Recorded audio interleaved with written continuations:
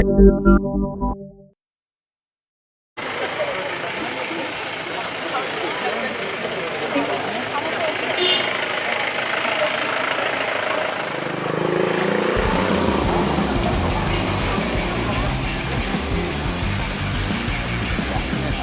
nih. Kasi island ka po kaya? Oh. Kasi po yung picture.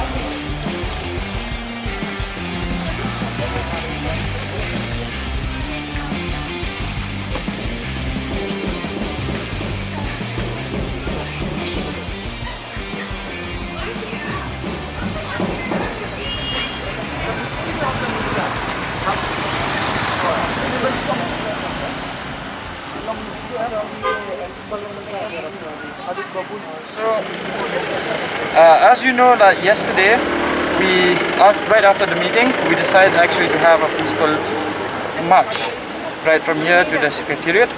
But we met with some of the government officials who advised us that it will be wise that we do not do it since it was going to block traffic and all. So being teachers, we listened to the government as well. So we went and we met with the DC and we seek his permission. And we got the permission today to have a peaceful protest right from the Bhavan till the Malki ground. Now the reason why we have so less teachers is that while we took the permission from the DC has clearly mentioned that he is going to allow only 30 teachers.